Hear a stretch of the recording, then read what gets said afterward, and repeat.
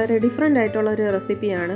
ഇതിൻ്റെ പേര് മാസി സമ്പൽ എന്നാണ്. മാൽദീവ് ഫിഷ് സമ്പൽ എന്നും പറയും. വീഡിയോയിലേക്ക് പോകുന്നതിന് മുമ്പ് നിങ്ങൾ ആദ്യമായിട്ടാണ് ഈ ചാനൽ കാണുന്നതെങ്കിൽ മറക്കാതെ ഈ ചാനൽ സബ്സ്ക്രൈബ് ചെയ്യുക, ബെൽ ഐക്കണും പ്രസ് ചെയ്യുക. ഈ മാസി എന്ന് പറയുന്നത് വേറെ ഒന്നുമല്ല കേട്ടോ, നമ്മുടെ ഉണക്കമീൻ തന്നെയാണ്. ചൂര മീനിനെ ഉണക്കി കൊണ്ടുവരുന്നതാണ് ഈ മാസി എന്ന് പറയുന്ന സാധനം. ആദ്യമായിട്ട് ഞാൻ ഈ മാസി എന്ന് പറയുന്ന സാധനം കേൾക്കുന്നത് എൻ്റെ ഹസ്ബൻഡിൽ നിന്നുമാണ് കേട്ടോ. ഇതെന്താണ് സാധനമെന്ന് എനിക്ക് അറിഞ്ഞൂടാ. ഹസ്ബൻഡ് പറഞ്ഞിട്ടാണ് ഞാൻ ഈ കാര്യം എന്താണെന്ന് അറിയുന്നത്. ഹസ്ബൻഡിൻ്റെ സ്ഥലം തൂത്തുക്കുടിയാണ്. അപ്പോൾ അവിടെ ഇത് വളരെ ഫേമസ് ആണെന്നൊക്കെ പറഞ്ഞ് ഞാൻ കേട്ടിട്ടുണ്ട്. ഇതെന്താണ് സംഭവം എന്നുള്ളത് ഞാൻ വാങ്ങി പരീക്ഷിച്ചപ്പോഴാണ് എനിക്ക് മനസ്സിലായത്. ഉണക്കച്ചൂര ഇതുപോലെ കടകളിൽ വാങ്ങിക്കാൻ കിട്ടും. കടകളിൽ അത് ഉണക്കി തന്നെ ആയിരിക്കും തരുന്നത്. എന്നാലും അതൊന്നും പോരാ. നല്ല രീതിക്ക് ഒരു 5-6 ദിവസം നന്നായിട്ട് വെയിൽ കൊള്ളിച്ച് നല്ല പോലെ ഉണക്കിയെടുക്കണം.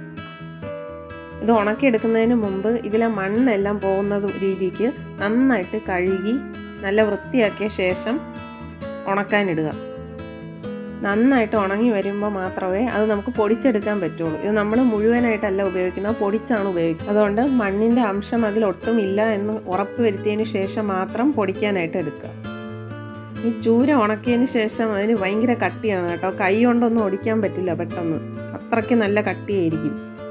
ഈ ഉണക്കമീൻ നമുക്ക് ചെറിയ ചെറിയ കഷ്ണങ്ങളായിട്ട് ഒടിച്ചെടുക്കാനൊന്നും പറ്റില്ല കേട്ടോ. പകരം ഒരു ഇടികല്ലിലിട്ട് ചെറുതായിട്ടൊന്ന് ഇടിക്കുമ്പോഴേക്കും ഓരോ കഷ്ണങ്ങളായിട്ട് പൊട്ടി വരും. ആ പൊട്ടിയതിന് ശേഷം ആ ചെറിയ ചെറിയ പീസുകളായിട്ടുള്ളതിനെ എടുത്ത് നമ്മൾ മിക്സി ജാറിലേക്ക് ഇട്ട് നല്ലപോലെ പൊടിച്ചെടുക്കാം. അത്ര എളുപ്പത്തിലൊന്നും അത് പൊടിച്ചെടുക്കാൻ പറ്റില്ല കേട്ടോ. ചിലപ്പോൾ മിക്സറിൻ്റെ ബ്ലേഡ് വരെ വളഞ്ഞു പോകും. അതുകൊണ്ട് അതൊക്കെ എന്ത് ചെയ്യുമ്പോൾ സൂക്ഷിച്ച് വേണം ചെയ്യാനായിട്ട്. പൊടിച്ചെടുത്തപ്പോഴേക്കും ഈ ഒരു പാകത്തിനാണ് എനിക്ക് കിട്ടിയത്. അത് കാണുമ്പോൾ മണൽ പോലെ തോന്നല്ലേ. ഇങ്ങനെയാണ് ഈ ഉണക്കമീൻ പൊടിച്ച് നമ്മൾ തയ്യാറാക്കി വെക്കേണ്ടത്. ഇനി ഇതൊരു പ്ലാസ്റ്റിക് ബോട്ടിലോ പ്ലാസ്റ്റിക് ബോക്സിലോ ഒക്കെ ഇട്ട് സൂക്ഷിക്കുകയാണെങ്കിൽ കുറേ നാൾ കേടുകൂടാതിരിക്കും. നമുക്ക് ഓരോ പ്രാവശ്യവും ഇതുപോലെ എടുത്ത് ഉപയോഗിക്കാവുന്നതാണ്. സമ്പൽ തയ്യാറാക്കാനായി ഞാനിവിടെ 3 പീസ് തേങ്ങയാണ് എടുത്തിരിക്കുന്നത്. ഇനി അത് നമുക്കൊരു മിക്സർ ജാറിലേക്ക് ചേർത്ത് കൊടുക്കാം. അതോടൊപ്പം 4 വറ്റൽമുളക് ചേർത്ത് കൊടുക്കാം. ഇവ രണ്ടും ആദ്യം ഒന്ന് ക്രഷ് ചെയ്തെടുക്കാം. തേങ്ങയും വറ്റൽമുളകും കൂടെ ക്രഷ് ചെയ്തെടുത്തപ്പോൾ ഈ ഒരു പരുവത്തിൽ കിട്ടിയിട്ടുണ്ട്. ക്രഷ് ചെയ്തെടുത്ത ഉണക്കമുളകിൻ്റെയും തേങ്ങയുടെയും കൂടെ തന്നെ 3 ടേബിൾ സ്പൂൺ ഉണക്ക മീൻ പൊടി ചേർത്ത് കൊടുക്കാം. അതും കൂടെ ചേർത്ത് ചെറുതായി ഒന്ന് ക്രഷ് ചെയ്തെടുക്കാം. ഇനി അതിലേക്ക് 9 ചുവന്നുള്ളിയാണ് ഞാനിവിടെ ചേർത്ത് കൊടുക്കുന്നത്. അതും ചേർത്ത് കൊടുത്തതിന് ശേഷം ഒന്നുകൂടെ ഒന്ന് അരച്ചെടുക്കുക. ഒരുപാട് അങ്ങ് അരഞ്ഞു പോകരുത്. ഈ ഒരു കൺസിസ്റ്റൻസിയാണ് നമുക്ക് ആവശ്യം. വെള്ളമൊന്നും ഒഴിക്കേണ്ട കാര്യമില്ല. അപ്പോൾ നമ്മുടെ മാസി സമ്പലിന് ആവശ്യമായിട്ടുള്ള കൂട്ട് ഇവിടെ തയ്യാറായിട്ടുണ്ട്. ഇനി ഇതെങ്ങനെ തയ്യാറാക്കി എടുക്കാമെന്ന് നമുക്ക് നോക്കാം. മാസി സമ്പൽ തയ്യാറാക്കാനായി ഒരു പാൻ സ്റ്റൗവിലേക്ക് വെച്ച് കൊടുക്കുക. അതിലേക്ക് 1 ടേബിൾ സ്പൂൺ വെളിച്ചെണ്ണ ചേർത്ത് കൊടുക്കാം. വെളിച്ചെണ്ണ ചൂടായി തുടങ്ങുമ്പോഴേക്കും 1/4 ടീസ്പൂൺ കടുക് ചേർത്ത് കൊടുക്കാം. അതിൻ്റെ കൂടെ 1/2 ടീസ്പൂൺ ഉഴുന്ന് ചേർത്ത് കൊടുക്കാം.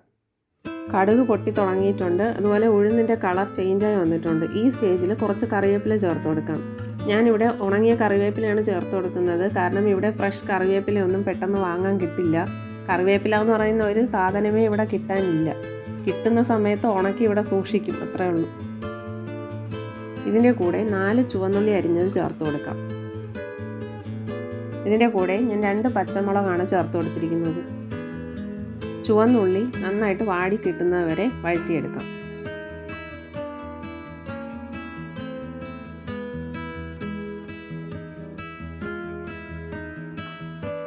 ചുവന്നുള്ളിയുടെ കളറൊക്കെ മാറി വന്നിട്ടുണ്ട്. ഇനി നമ്മൾ റെഡിയാക്കി വെച്ചിരിക്കുന്ന ആ കൂട്ടുണ്ടല്ലോ, അത് ഇതിലേക്ക് ചേർത്ത് കൊടുക്കാം.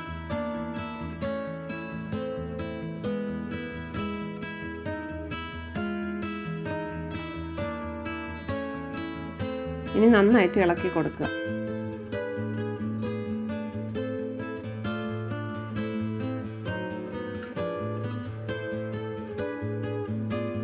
ഇനി ഇതിലേക്ക് ആവശ്യമായിട്ടുള്ള ഉപ്പ് ചേർത്ത് കൊടുക്കുക. ഉപ്പ് ചേർത്തതിന് ശേഷം നന്നായിട്ടൊന്ന് ഇളക്കി കൊടുക്കുക. ഇത് ഒരുപാട് നേരം കിടന്ന് വേവിക്കേണ്ട കാര്യമൊന്നുമില്ല. ഇത് പൊടിച്ചതായതുകൊണ്ട് പെട്ടെന്ന് തന്നെ വെന്ത് കിട്ടും. തേങ്ങ കുക്കാവുന്ന സമയം തന്നെ മതിയാവും ഈ റെസിപ്പി ഒന്ന് റെഡിയായി കിട്ടാനായിട്ട്. ഇപ്പോൾ ഉണക്കമീൻ്റെ പച്ച ചുവയൊക്കെ മാറി തേങ്ങയൊക്കെ നന്നായിട്ട് കുക്കായി വന്നിട്ടുണ്ട്. ഇത് കാണുമ്പോൾ ചമ്മന്തി പൊടിയുടെ ലുക്കൊക്കെ ആയിരിക്കും, പക്ഷേ ടേസ്റ്റ് എൻറ്റയർലി ഡിഫറെൻ്റ് ആണ് കേട്ടോ. ചോറിൻ്റെ കൂടെ വെറും രസവും ഈ മാസി സമ്പലും മാത്രം ഉണ്ടെങ്കിൽ തന്നെ ഒരുപാട് ചോറ് കഴിക്കാൻ പറ്റും കേട്ടോ. നല്ലൊരു കോമ്പിനേഷനാണ്. അപ്പോൾ നമ്മുടെ മാസി സമ്പൽ ഇവിടെ റെഡി ആയിട്ടുണ്ട്.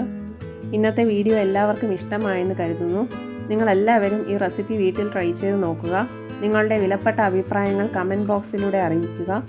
മറക്കാതെ ഈ ചാനൽ ലൈക്ക് ചെയ്യുക, ഷെയർ ചെയ്യുക, സബ്സ്ക്രൈബ് ചെയ്യുക. Thanks for watching.